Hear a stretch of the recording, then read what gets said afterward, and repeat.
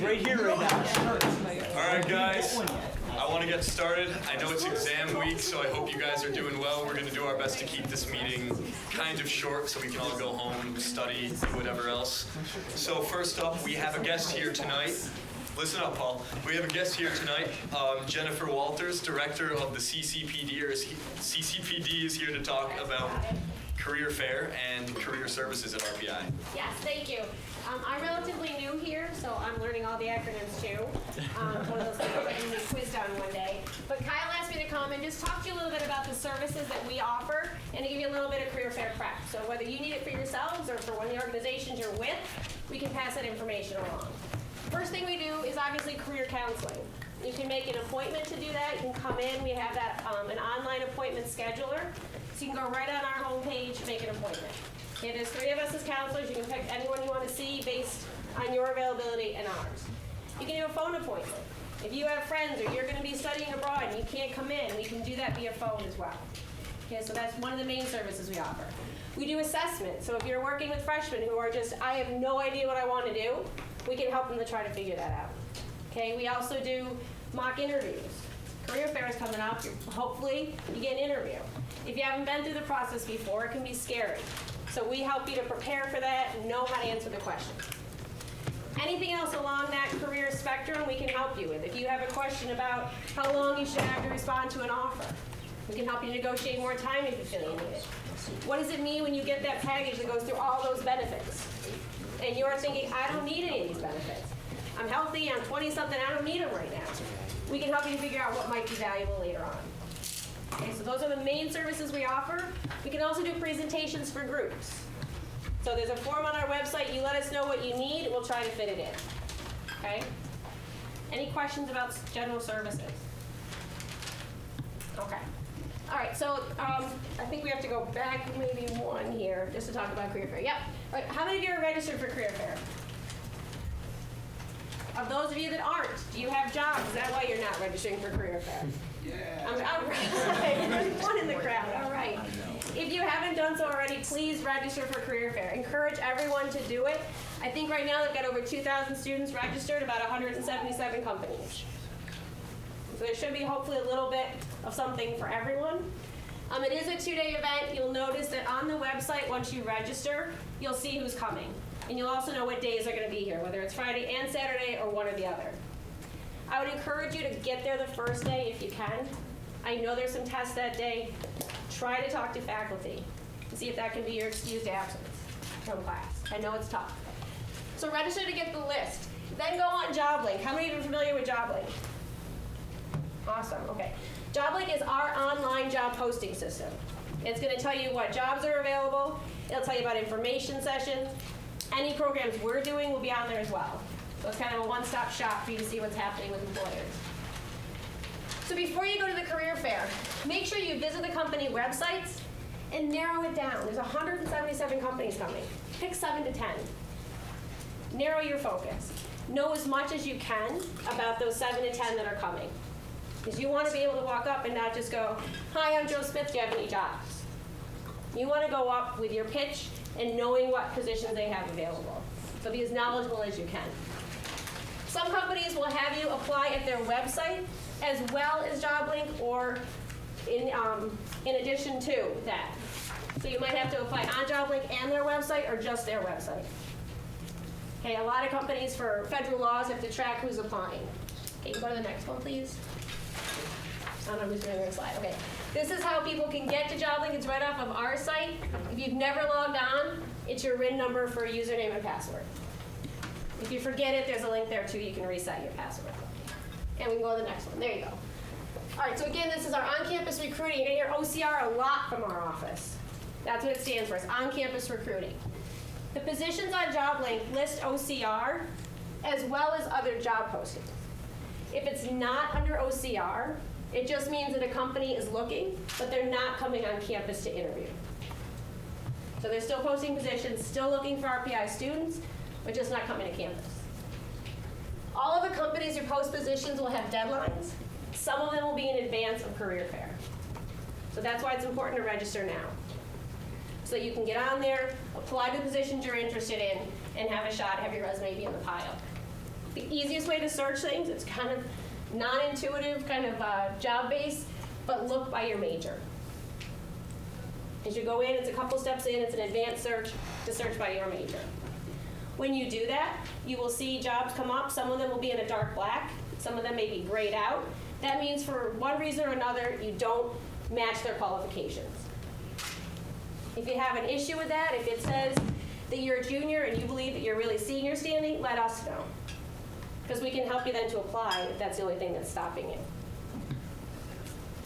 All right, everything we do on JobLink, there's an events calendar. You can RSVP. We love it if you do. We know who's coming then, but if you can't, just show up. That's the most important part of all of this recruiting, is just show up at the events. Network, get to know the employers. All right, so before the career fair, hopefully not the night before the career fair, but sometime this week in advance of Thursday, update your resume and post it on JobLink. We are doing Resumania this week, every day other than Friday, so tomorrow, Wednesday, and Thursday, 1 to 3. It'll be our staff as well as employers coming in to critique your resume. Only about 10 minutes, go over it with you, make any changes. Again, the companies are going to have positions posted before the career fair, so make sure you know what they are. Once you register, you might be invited to a dinner. A lot of companies do information sessions. Some do programs just for people selected for interviews. And after those dinners come in, and special activities. Make sure you're updating your resume. We have a lot of employers that request a resume book, and so they just pull resumes based on major. If you haven't updated it, in about 60 days, it won't get pulled. So make sure you're staying active. Practice your 1-minute elevator pitch. I'm sure most of you had to do this for a class, right? You had to give a pitch. They're tough. If you're not used to networking, you're not used to going out there and being social, you might trip over yourself the first couple of times. We'll do practice ones with you. It's just basic information, your name, your class year, your major and your graduation date. First sentence, you're right there, you've got everything. Next thing you need to know is what opportunities you're seeking. You know, you're going to change this up for each employer. So make sure you know what they're offering. You don't want to say that you're looking for a business analyst position or a chemical engineer role and they don't hire for those. That's why your research is so important. And give them your relevant experience. As you look through those job postings, figure out the top 3 skills they're looking for and show them how you have those skills. So make it easy for them to see why you're a good fit for their company. And the last thing, something unique about yourself. Something that they'll remember you by, nothing crazy, but something good that they'll remember you by. Okay? All right, so at Career Fair, you've got over 2,000 students coming. There's going to be some pretty popular companies. Boeing, Cisco, Google. You're going to have lines. Okay, so plan it out. When you look at those 7 to 10 you want to hit, know where they're going to be on the map. Know where you want to go. You're going to be meeting usually with HR professionals, hiring managers, and alum. Some of the HR people may not know all the technicalities to your degree. And they might not understand all the labs you've done in great detail. So you know how to talk to them in a language they're going to get. So you're mentioning the key skills that they want. You'll notice that each company will have their own table. It's going to have their name on it. There's going to be information there. Don't do anything where you try to just kind of walk by and shove your resume on the table. Stop and talk to them, even if you have to wait in line. While you're waiting in line, see what your peers are saying to them. Find out what seems to be going over well. We don't copycat, but at least kind of get a sense of what's happening and what other people are doing. And again, expect to wait in a line. There's going to be long lines. Plan your day out and know how you want to do it. Okay, go to the next one, please. Okay. Most important thing at Career Fair is actually after Career Fair. It's your follow-up.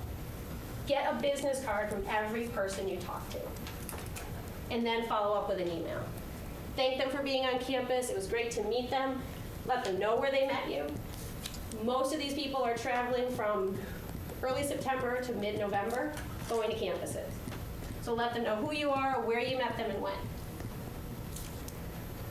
You can mail, email, phone call if they say it's okay. I wouldn't just start calling recruiters. Okay, again, it's a little busy time for them. So thank them for being here. show that you have a continued interest. Was there something that they mentioned when you were talking that really piqued your interest in their company? Bring that up again. Attach another copy of your resume, just to remind them of your skills and the experiences that you're going to bring. And then just, again, a small reminder about your particular conversation. Okay, you can also connect with them on LinkedIn. If you do that, skip over that generic, I'd like to connect with you. Add in, I'm a senior at RPI, we met at the career fair on Friday. Thank you for being here, I'd love to connect. You make it personal. Okay, next one, please. These are just some additional resources. Keep in mind, if you don't find a job at career fair, it's not the end of the world. Okay, it's only about 25 to 27% of students across the country find their jobs at career fair. The rest come from past internships and networking. So don't lose hope. There are other ways you can do it, professional organizations. So chemical engineers, you have a society, join it. Get involved, get their newsletters. Okay, a lot of times they have job opportunities. Networking, go to information sessions. These are all great sites that we have here listed on the internet. Career Shift, you can get to that off of our website. LinkedIn, Indeed, all reputable sites. Stay away from things like Monster. To me, it's not my favorite job board. I think they harvest a lot of jobs from other places. So go to the sites that you know and start with JobLink. Those are employers that send things to us so we know they're interested in RPI students. The next couple slides, I'm not going to go through these, but they're here for you guys to have as a resource. Talks about resumes, cover letters, and potential reasons why you may not be hearing from employers. I know I went through that quick, a lot of information. I want to take questions from you. Are there things that you want to know about our services, how you can help us to promote services, just questions you have? All right, we're going to open a queue. Lexi? I was just wondering what types of services you have in place for students wanting part-time jobs on campus that aren't qualified for work study. Great question. There, through our website, on JobLink, there are some part-time jobs that are listed. We also have a whole presentation off of our website. I think it's entitled Looking for Cash. You can find out more about part-time jobs. We are not involved in the work study process. Just in case anyone had that question, we don't do that part of it, but we can help you to figure out what companies locally might be hiring. JobLink would be the first place to start, and then come in and talk to one of us. Lexi? Or, sorry, Lexi, Jen? So I'm a graduate student here at RPI, but I know when I was an undergrad, it was really useful for me to get a graduate student perspective on applying to graduate school itself. And I was wondering if CCPD had any sort of program or panel or if you think there would be any interest in where undergraduates can kind of discuss the application school process with graduate students themselves. We do have programs for that, typically more in the spring, and I can get the calendar for you for the spring. You can look on our website, but that is something we do. And if you know of other grad students who would like to come in and sit on a panel and talk about their experience, we'd appreciate that. That is another thing in addition to jobs, we can help you in that career or graduate school search. Shoshana? On top of that, a lot of students that have to apply to graduate schools have to submit like a statement of purpose, which is kind of like a cover letter. Do you have open sessions, kind of like the resume critiques, to provide feedback for students who write those? Yep, it's not so much an open session, it's going to be more one-on-one, and that's particularly Megan Johnson in our office does more with the graduate school side of it, and she works with some people, some folks who do writing courses to help with that, so that's more one-on-one, but we do offer the service. The queue's open. Keith? Case, sorry. How does the career fair in the fall differ from the one in the spring in terms of purpose and outcomes and all? The purpose is the same. We want people to get either a full-time job or an internship. There are some companies that start recruiting in the fall and then they're done. So some of your bigger companies at Deloitte, EY, they work on a certain timeline, so they're not going to be hiring for certain positions when they come in the spring. They might do all their intern hiring in the fall, and the spring they come in to do their full-time. In terms of outcomes, it's basically the same. The number of students that are going to get jobs, the number of employers that come are pretty similar. The real difference here is that the one in the fall is run by student organizations, the one in the spring is run by our office, but we all have the same purpose, is to get everyone a job.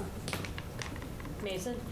I guess I have a couple friends who aren't going to the career fair because they're in the bio and chemistry type majors where they feel like they aren't going to be able to get an internship until their senior year when they're graduating, and then they'll get hired, something like that. And they feel like the career fair has little to offer to them. Is there anything that you do to address major specific issues like this where students might feel that they're underrepresented? No, it's a really good question. And I think one thing you have to understand is when you're in those majors, those types of companies hire differently. The ones coming to career fair are used to this big hype, and they're going to hire a year in advance. Some of the research institutions, places like that, might not know until the spring what they're really going to need for that coming year. So it's a little bit different, and those are going to be more targeted searches. And to know the companies, and in that case, to work with faculty and see who they know in industry and where they've been. So the career fairs, again, are targeted towards a certain population, and it's really based on employer need. We do invite other companies to come. Part of the issue is that sometimes employers will only come to certain schools that are on their target list, and depending on what a school is strong in or what they consider strong in, they might not come to campus. But we have other ways to connect to. So if you're really interested, you have a biology major, you're not sure what to do, you've got a list of some companies you think are interesting, come in and talk to us. We may have an alum there, we may have just another connection there from doing recruiting, and we can get you that one-on-one. The queue is open. Jen? So could you just briefly discuss the format of that program that puts the grads and undergrads together? Typically what it is, it's a panel that has undergrads on, or graduate students on it that have been through the process, or we get some graduate school folks to come in and talk. And that's another thing to look at. Grad schools also do information sessions, so they'll come in and pitch their programs to you.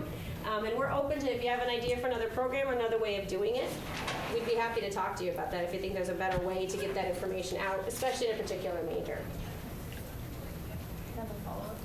Sorry, quick follow-up. Sure. Are the grad students just from RPI, and how do you get them involved with the panel? In the past, I believe they've just contacted people who've been to RPI. It's predominantly RPI graduates. But I mean, I come from another university, so I'm happy to reach out to other campuses and find out what's going on and get other perspectives, so you kind of have a better sense of what it's like from being from somewhere else. The queue is open. Kyle?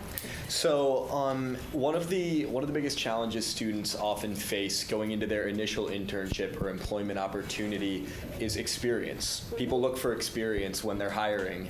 So what would you advise students do to really prepare in that aspect beyond the work they do in classes? Where do you think students can really get that valuable experience to prepare for the workforce? Well, some of it is from classes. I mean, obviously you're going to have some classes, especially lab classes, where you might be doing project work. That's something that a lot of students tend to leave off their resume, is what you've done in a class in academic setting. So you have two good ways to show employers some experience without really having the experience, and that's through relevant coursework. So you're going to list some courses that may show that you have the skills without having the actual experience, and you're going to list those courses and give maybe a 1 or 2 line description of what you've done in the class. And the other is through academic projects. So talk about projects that you've had where maybe you led a group, or your group got the highest score on a presentation. So that's some ways to show the academic side of it. In addition to that, what you're doing is student leaders count. You're meeting with different people. You have to network. You may have a budget you're handling. There's a lot of skills that you get that we call transferable skills from these leadership experiences that you can add to your resume. So those things will all help to bolster you a little bit. Even during a winter break, go out and shadow someone for a couple days. If you really like their job, you want to know what they're doing, find out if you can follow them for a few days, see what they do. There's all sorts of ways. Informational interviews can help you make connections. There's a lot of things you can do to figure that out.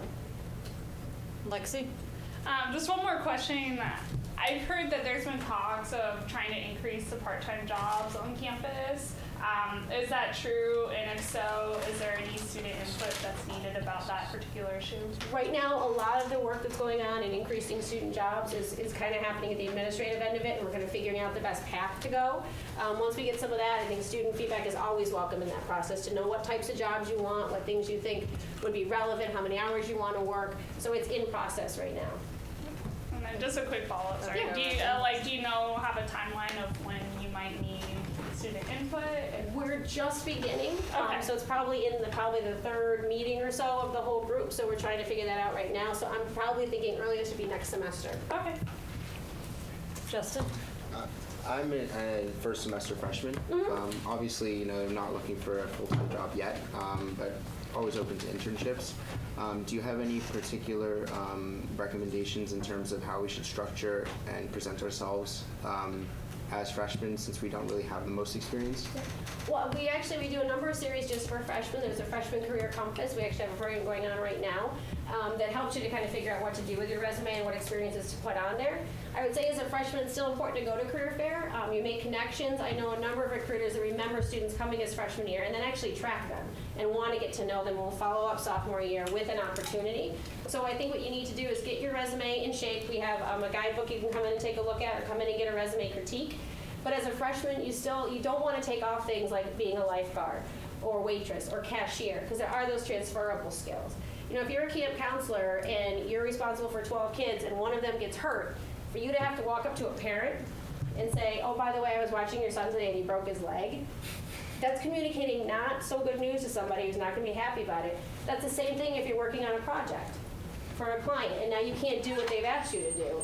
How do you relay that information? So as a freshman, don't discredit any of the experiences you've had yet. Come in, let us talk to you and help you figure out how to phrase it so it's going to get you the most benefit. Thank you.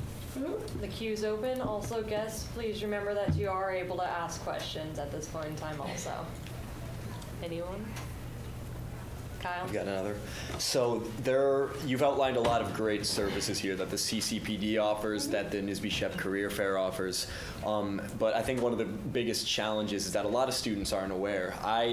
And this might have been ignorant of me, but I didn't even know the career fair was as great an opportunity as it was until probably around my second semester here, freshman year.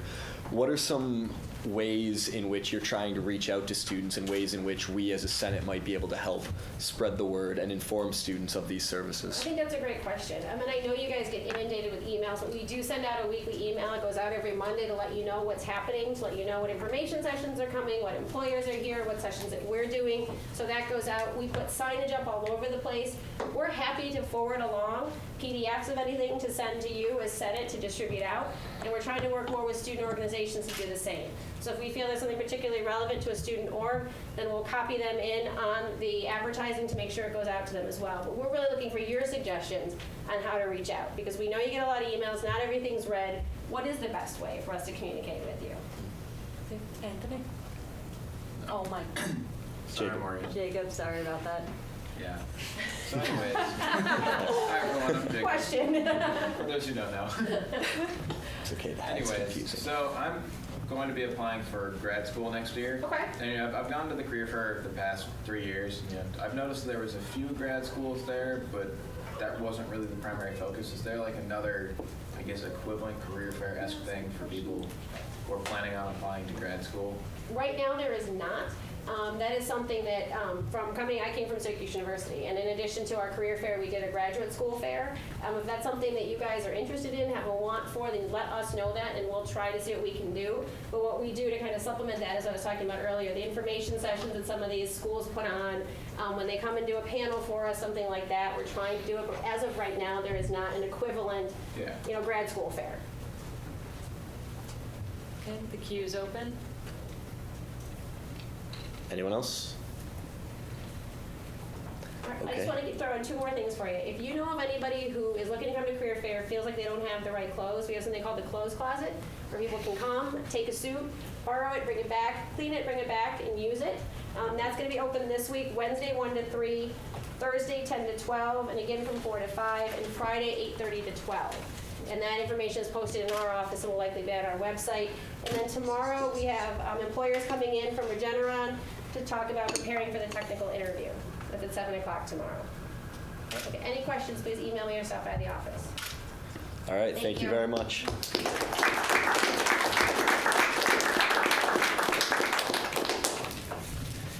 Okay, so next up we have Chaz Goodwine, Vice Chair of the Union Executive Board, to speak about class councils and their fiscal relationship with the Rensselaer Union.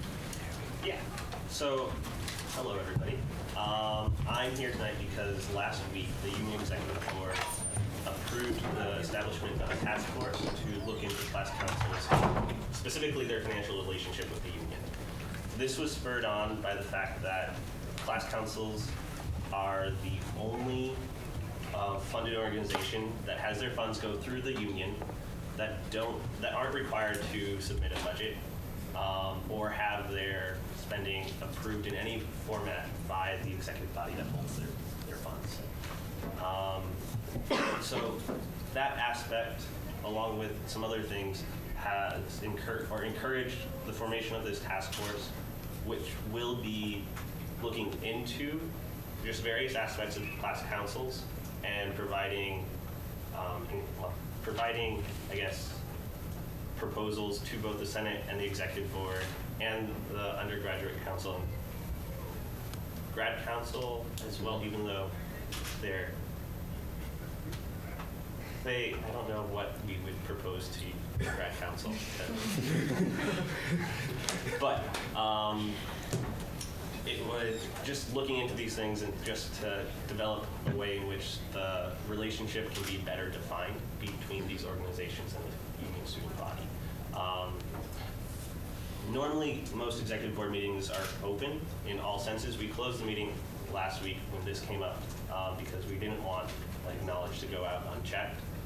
This is our first open release of this information, and any questions that you all have, as well as any of the class counselors that were invited to the meeting, we're here to answer those tonight. Okay. 17. We got people. So several of them weren't able to attend, and I'll be sending out a synopsis. I care. Okay. Kind of curious what you're going to look into. So we'll be queuing this discussion. Since this discussion is relevant to more than just the senators in the room, senators and guests will have equal precedent on the queue. If you're not one of our usual attendees here, just state your name when Morgan makes eye contact so that we can run this smoothly. All right, queue's open. And your rule about stating how many things you have to say? Oh, yes. Also, when you're stating that you have 2 things to say I have something to follow up with. You have to say that you have 2 things, not just at the beginning of stating, otherwise you go back on the queue. I didn't know that rule, that was just... Any questions about that? It's Robert's Rules of Order, I'm not making this stuff up. Okay, the queue's open. Paul.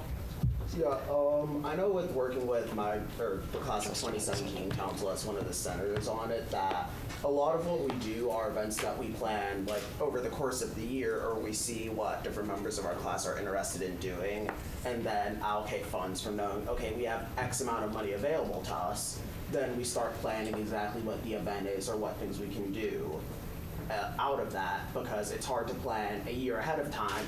Oh, I think this time of the year people in our class will want to see this movie, or will want to do this kind of event, or how at the very end of the year we kind of in a couple weeks put together our class tree planning / ice cream socials. So it's kind of how would we be able to reconcile the class council's planning stuff for the class when the class demands it, and having to be know what you're going to spend at the beginning of the year. So certainly, one of the things with the class councils not currently having a budget, they are provided an extremely large amount of freedom in all aspects of their spending. We certainly don't want to take away that freedom or creativity, but still, certainly the union budgeting guidelines could definitely be something that's recommended to be an exception for class councils.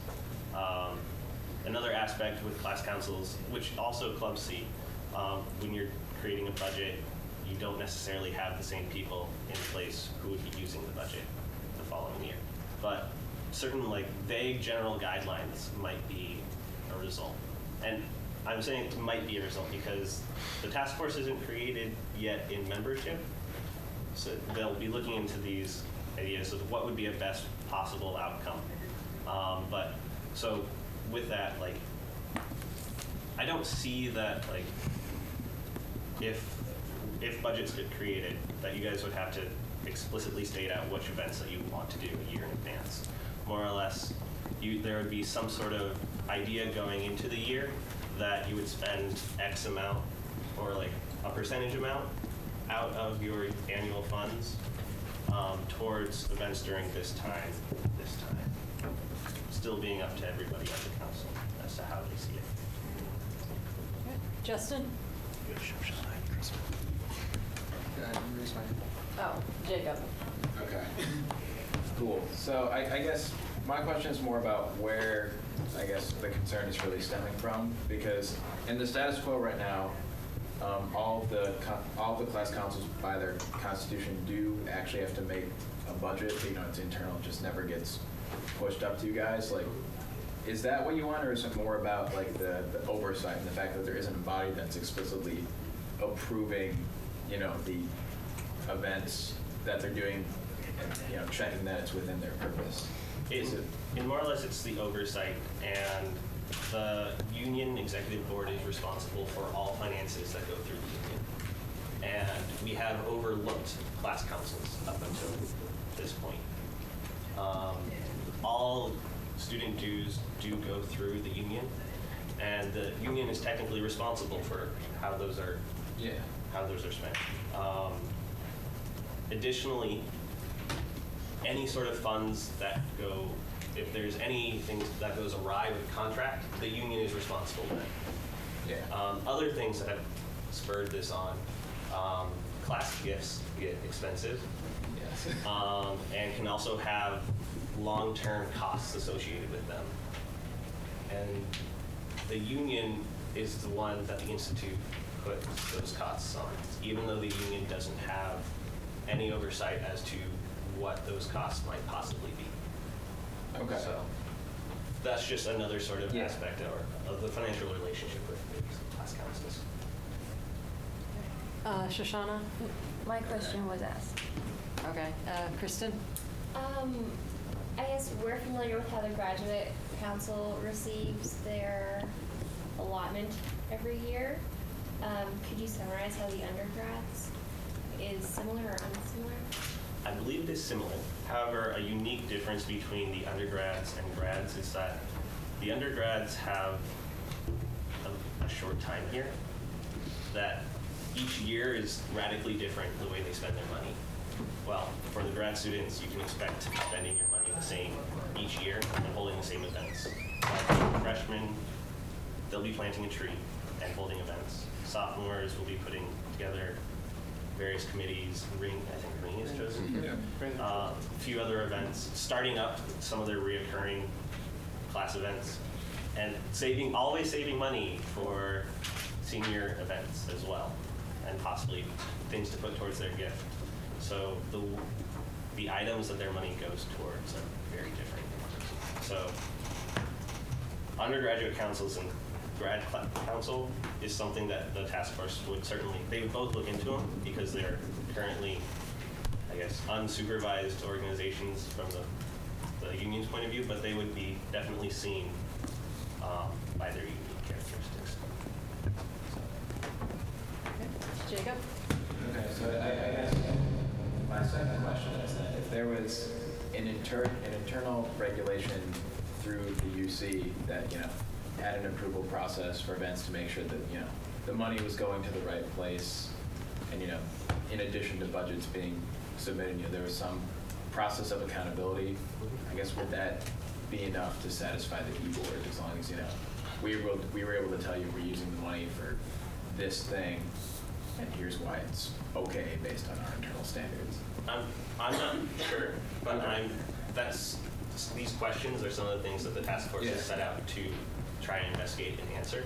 So at the end, I don't know what we're going to propose to the UC, the Senate, and the executive board, but I'm certain that we're going to look into all aspects. A big point of this is we're information gathering. We don't know what we're going to do yet. We don't have enough information to make a decision. And they're not going to make a final decision, they're going to make recommendations. So once we have the data, we will approach the undergraduate council, the Senate, and the executive board with the recommendations that are appropriate to them. So that reminds me, there is a timeline on this. We're hoping to have this recommendation provided by the end of October, or at least soon after. The idea there is that if budgets are something that are an outcome, that all the class councils have an opportunity to create one with the assistance of the task force, possibly putting forward example budgets that they could follow. Kristen? I guess I know that you just said that your main objective is oversight of the councils. all of our budget processing, I guess expenses goes through our SARP. Isn't that some sort of oversight and check in and of itself? Joe, could you answer this one? The SARPs, Where we have the SARPs are checking it, but which they're doing for all the clubs and organizations that go through the budgeting process.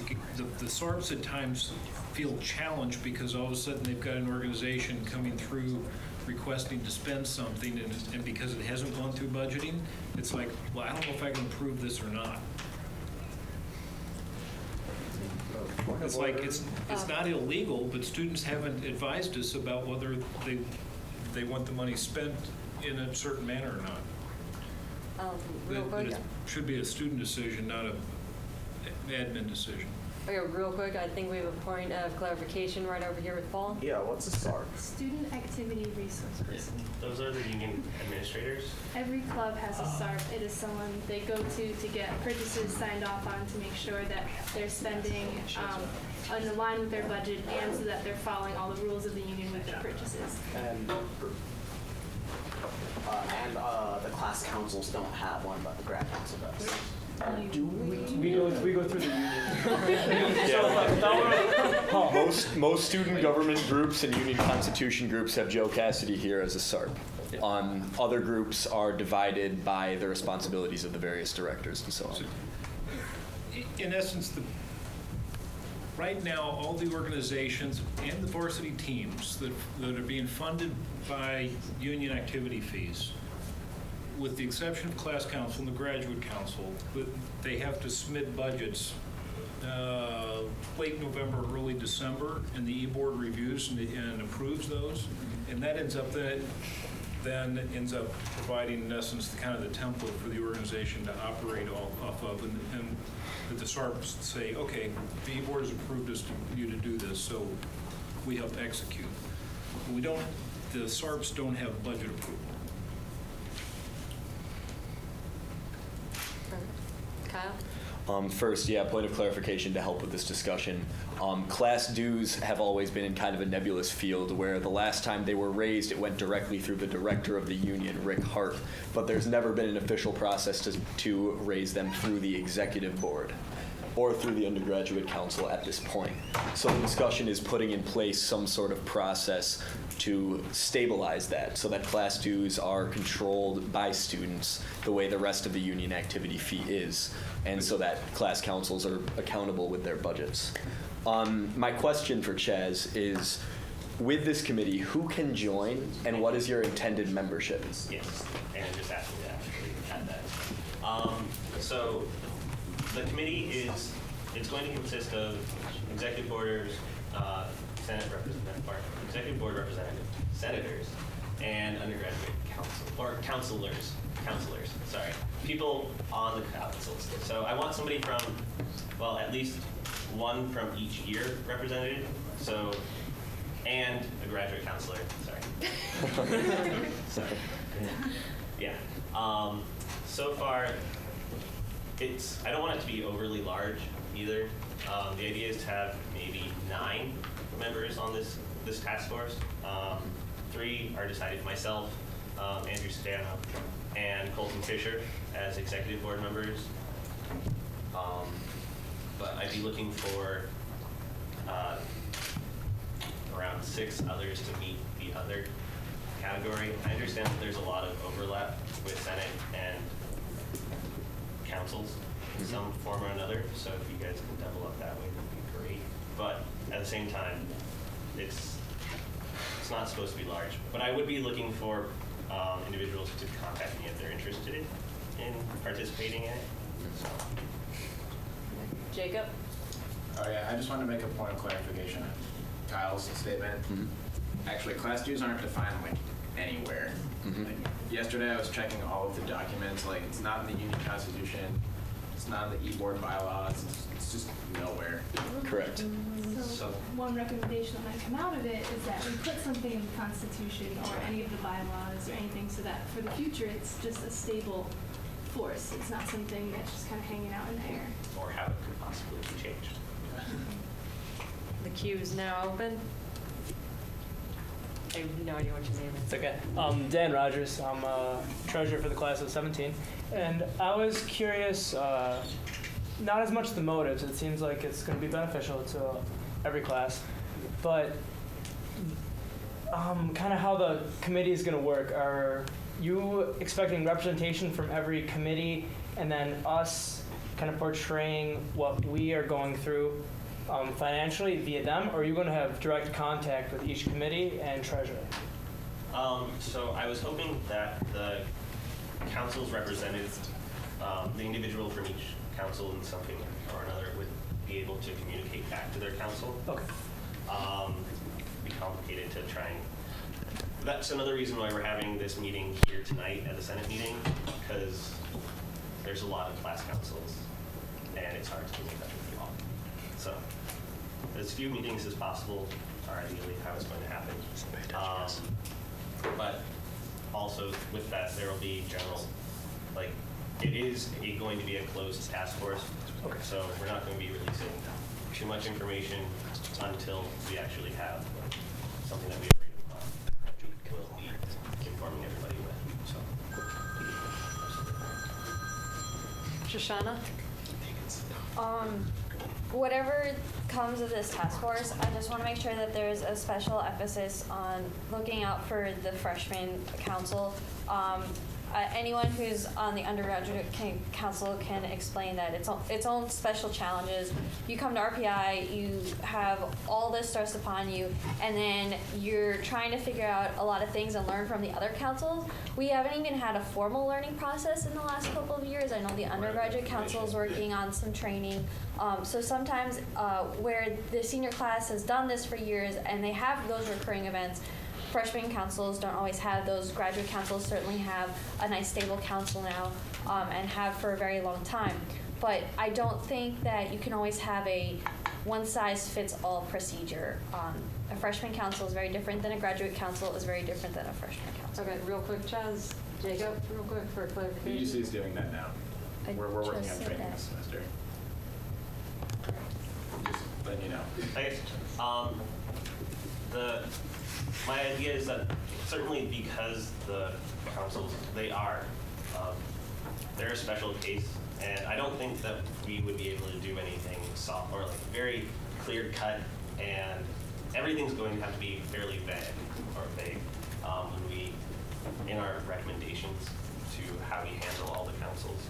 I guess we can offer clear cut recommendations that they have to submit a budget in some form, but clearly freshman counselors would have a starter budget that they would walk into, because otherwise there wouldn't be any way for them to access their funds. It would be a unique situation in a sense, because they would have had to have been here the year prior if they wanted to submit a budget and have it approved, but it's impossible for that to happen. So all these sort of unique situations would be addressed, would be looked into. And I'm hoping that, certainly myself never being on a class council, I'll be able to have that input and I guess creative license contribution from the other counselors that will make up the committee to ensure that viewpoint is maintained. So. Kristen? I have two parts that I'd like to make clear. Thank you. The first part is, can you clarify for me that class dues come from either the activity fee or tuition, or is it billed separately? Class dues, they are, when they go out, they're actually lumped into the activity fee. And so certainly like in the UAR, they're listed as something separate.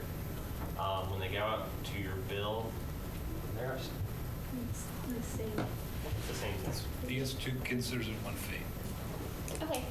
And then the second part of my question is, say we write up our budget, will you have the power to not approve our spending, or would the class council ultimately still have the power to kind of override your recommendation? You guys would still have the ability to appeal any aspect. So, yeah, go for it. Okay, so because it's class dues, we will not be able to say, no, you can't have it. The biggest part about making some sort of budget or plan is that, say when you're a freshman and you walk in, you just have this lump of money that you don't know what to do with. You can have a recommended budget saying, how about you save this much toward your senior year? Because as Shoshana pointed out to us in e-board, that is something big that all class councils do. You want your senior week to be awesome. With the grad council, it might just be you propose some outlandish program which may or may not have some sort of insurance problem with the union. We might write, hey, you guys can't actually do this via these laws or insurance policies. But for the most part, you know what you're doing. Everything that you're doing has been working for years. We're not going to say no. And we can't necessarily deny you the money which you're already collecting. It's just about us knowing what you do with it. Because right now it's some sort of mystery, and it just comes to us, and we can't really say yay or nay on how it's spent. And then when it gets to the end, some classes have huge bundles of money which they spend all during senior week and on a giant class gift, and some classes have to fundraise for their class gift, and it just hasn't been looked at. So we're not going to be saying you can't have your funds. It'll just be the way it's kind of being used and that we know how it's being used. Marcus? Just a quick question. I don't know if you answered it earlier. When were you hoping to have this committee task force assembled by? I want to have it assembled by next week. Okay. Yeah. Lexi? So are you possibly looking at reporting how the class councils spend their money in the UAR, or? I'm not sure. They're just trying to get at the purpose, so it's just you guys yourselves trying to keep track, or would students be able to see? Go towards transparency if that's something that the class councils are interested in. I know certainly there's a large number of students who don't necessarily know what their class dues go to. Maybe that's something that is interesting. They would and all that finances are tracked, so it is a possibility. I don't know if it's something that we're going to go. Kyle? Just a point of awareness for you, Chaz. One of the sells for being a member of a class council has always been the flexibility in how the money is spent. Some councils like to throw a few big events per year. Some councils like to save it all for one giant happening, like 2016 did last year with the Color Run. I think one thing that you might want to be careful of as this task force is formed is how to maintain that flexibility while also putting a budget process in place. Because of course most budgets spell out how much money a club has to spend in a given year. For class councils, it's always been $15,000 to $25,000 for all 4 years. Then they divide kind of by their own internal budgeting. Yeah. I imagine we just have encouragement as to how much they could possibly roll over from year to year, so that they're not holding no events, saving it all up for one giant senior week. But it will be invested. We'll see. We'll see what happens. I'm excited to see how it goes. Great. The queue's open.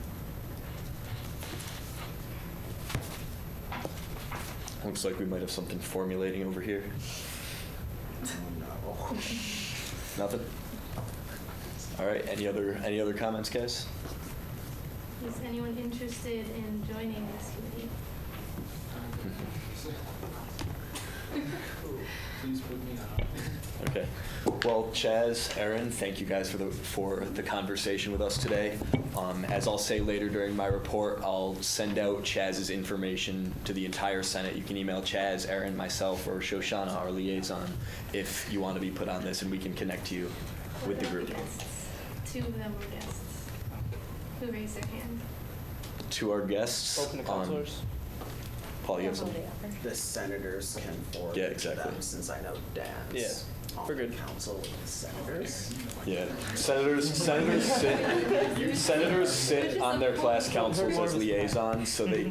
I'll be trusting all of you guys to spread this information to your councils as well. Just make sure people are fully informed. Thank you, guys. Cool.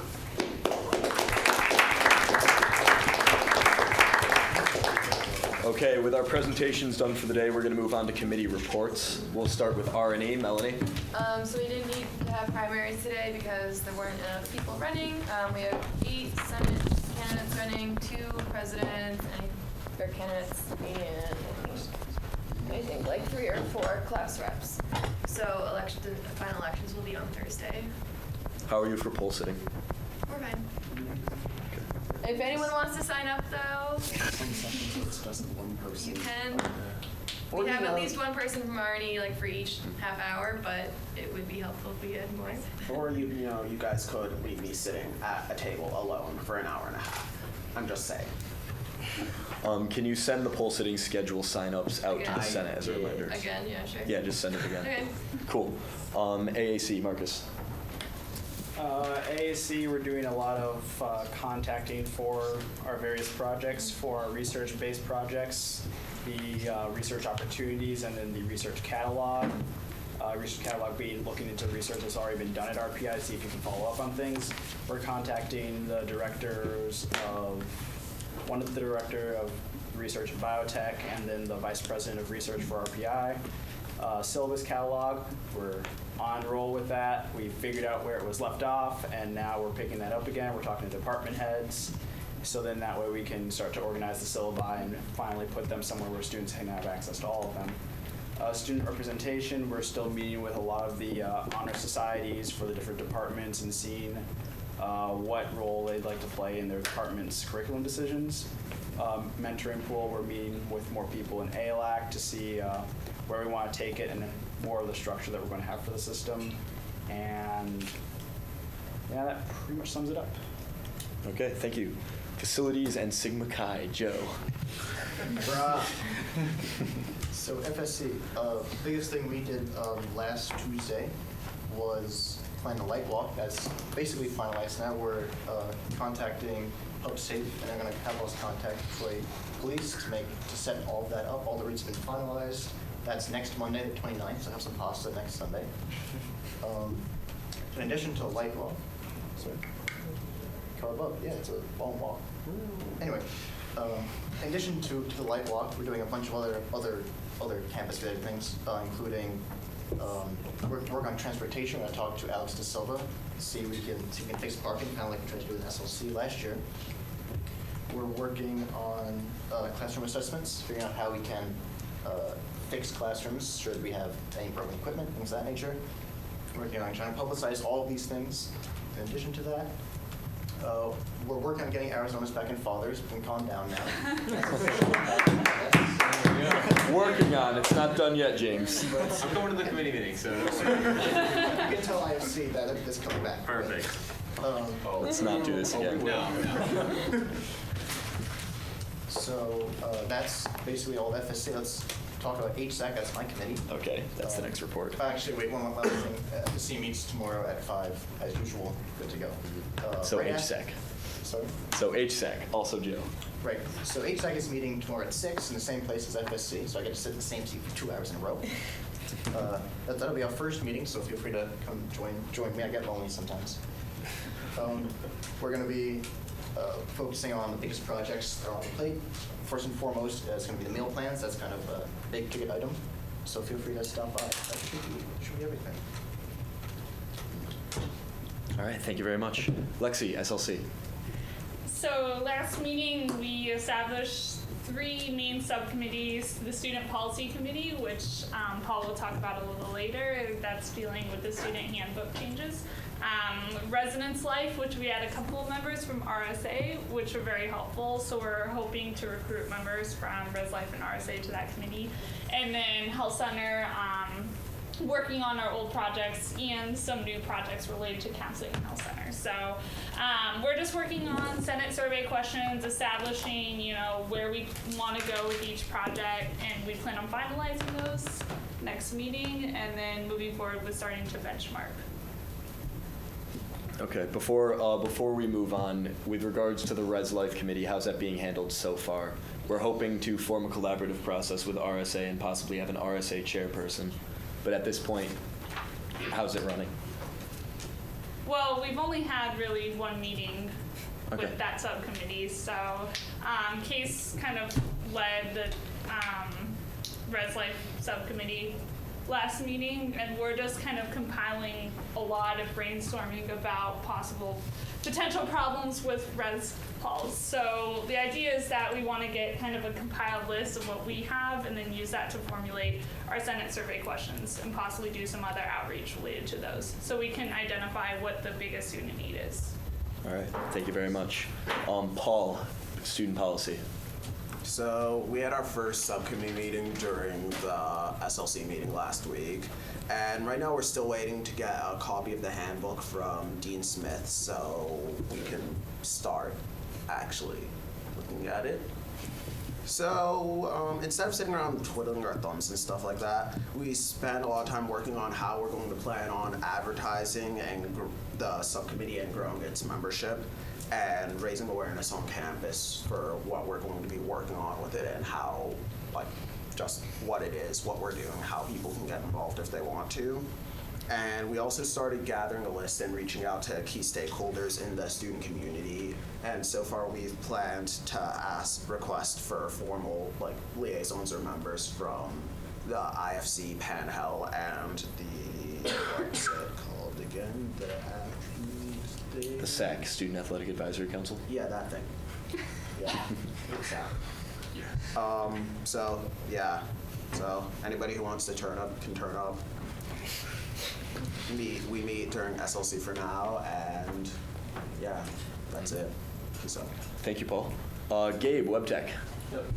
So this week we put Flagship into production, so if you guys find any errors while you're using it, let me know. We also reached out with the new parking and transportation director because we noticed some of the shuttles need new GPS trackers, so we'll be working on that in the upcoming weeks.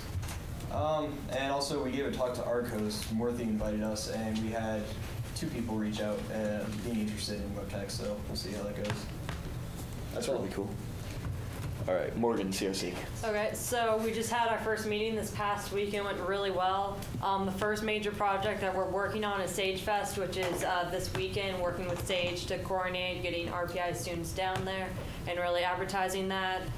Some of the major projects we're working on is a social media presence with downtown showing that relationship to build between students and the city. Then we're also working on Service Day, and we're really targeting like any specific things that we can think of or anyone in pretty much all of RPI or Troy can think about to improve said relationship. So we've been getting a lot of feedback, so if you guys want to give us any, we're happy to have that. Have you considered approaching the campus safety issue for off-campus housing?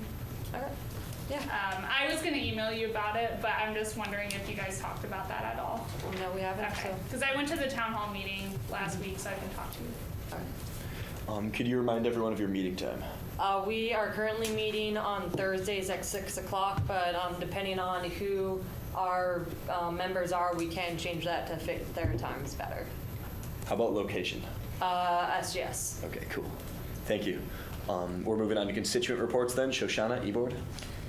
Last week, the executive board approved the game development club to reallocate the funds that they had for their reception fund to divide it up among their professional events, which includes their game jams, where they spend 8 or 24 hours at a time developing a game, and it's usually professionally judged by some representatives, so that's good for them.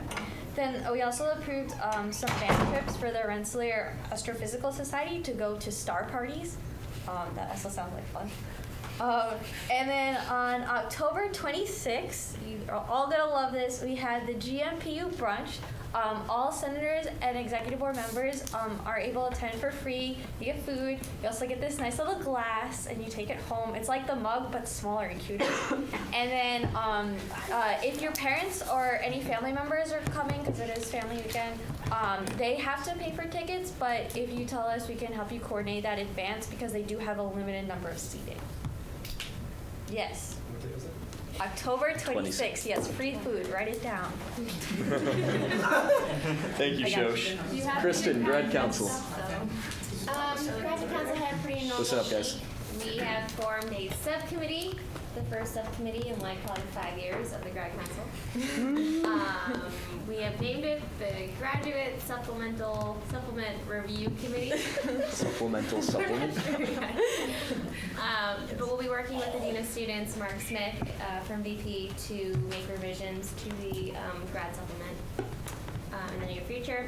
The grad council is still working on proposals for our capital class fee issue. Okay, thank you. IFC, James. So, we've got Hazing Prevention Week this week, which everyone should be excited about. Then Greek Service Day is coming up. And then October 20th to the 24th, we have Greek Week, and the shirts have already been decided upon. That's it. Thank you very much. Morgan Penhall. Exactly the same thing as James. Okay, so we're going to close with my report.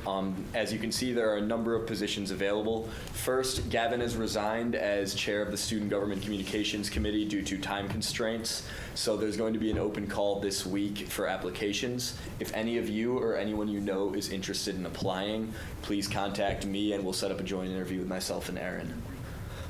Next, we're still looking for a student rep for the Alcohol or Other Drugs Committee. I'll probably talk to a couple of you after this. It's an administrative committee. They deal with issues such as spam and general. It's student peer alcohol monitoring and general alcohol or drug-related issues on campus. So please contact myself or Lexi. I might defer this appointment to Student Life. We will be forming and this is external to the Senate, but we are forming a hockey line committee similar to how Winter Carnival has a committee and other major campus traditions have a dedicated committee. The idea being that this event has always been a scramble formed at the last minute by the Grand Marshal, the PU, and a handful of people in athletics and student life. What we want to do is appoint a stable chair and kind of a standing committee that can work across the year to build this up so it can be more successful in the future. So if this is a position you're interested in, you can contact me as well. And finally, there are 2 senator vacancies. Only one's on here because the other one was only determined yesterday. First is the 6th graduate senator, as you guys are aware. So the sooner we can get that filled, the better. I think the fact that we have five active grads is awesome. But I would love to see all 6. And then second, Ethan Ilfelder has resigned from his independent Senate seat. So any independent may apply, and we can appoint an independent senator to fill his spot. So if you guys know any friend who is not in a Greek organization who would like to get on Senate, let me know. We can, again, do the same general interview process, hopefully have an appointment. Will freshmen be qualified to be Yes. independent? If they're independent, then they can be an independent senator. So this would be a good avenue if some of our freshmen from the very crowded race are not elected. Even though most or several freshmen, if they're rushing, are still technically. At this point, if they're pledging and they've signed on, they're no longer independent. They're Greek. Does it stop them from rushing in the spring? If they were to, then they would lose their independent senator status. So, yeah, those are the available positions. A couple other things. We've been doing a lot of guest presentations lately. I think having all these guest speakers has been fantastic, but the next few GBMs are pretty light right now. I'd love to see some presentations from all of you, from the different senators who are working on various projects. So I'm going to be sending this out to the committee chairs. They'll talk about it in their various committees. But we're going to have a project sign-up list, or a project presentation sign-up list for the next few GBMs, just to try to get you guys more visible, get the work and your names kind of more out there. Freshman elections are this Thursday, as Mel said. Poll sitting schedule will go out. Next week is going to be the light walk. That's going to be kind of the bulk of our meeting. We're hoping to bring public safety in to talk about safety issues beforehand. This may or may not happen. If public safety is here, the meeting will convene at 6:30. If not, we'll have a late start and start at 7 so we can take the photo with our newly elected first-year reps and then immediately go on the light walk. Paul? Are there headwear restrictions again this time that you should note for the record? I have not placed any headwear restrictions. And finally, this is the career fair this week. Jen Walters gave us a great presentation, but remember to attend. Even if you're a first year, it's a great way to just get your name out there with some of the recruiters. These recruiting teams come back, so just remember to check it out this Friday and Saturday. That's all I have. Do you have any other questions? Unfinished or new business? Questions from the press? What's up? As far as unfinished business, lately we've been trying to get a faculty senate curriculum committee member to step up, to volunteer to be on their committee. It doesn't fit any committee requirements for senate, but it allows you to go to the committee where the faculty actually decide what classes do and don't go further into the process to see the faculty senate and then further to the president for approval. So this is where you get to see the courses get decisions made on them as to whether or not they're fulfilling what they say they will. And this is kind of like one of the last spots where students get to really have a say in what goes on. So we're looking for one more person who is interested in that. If you're interested, please contact me. How often would Once a week, Wednesdays, 8:30 to 9:30 or something. Okay. AM or Every other week, Wednesday mornings. Every other week. Oh, every other week. Every other week. Just out of curiosity, why wouldn't that count as a committee qualification when you do have to go to a committee meeting every week? Because there's... It's not a Senate committee. Yeah, it's a faculty senate committee, and there's no real work on the undergraduate students' part. Anything else, guys? I'm just curious. All right, then meeting adjourned. Thank you all for coming.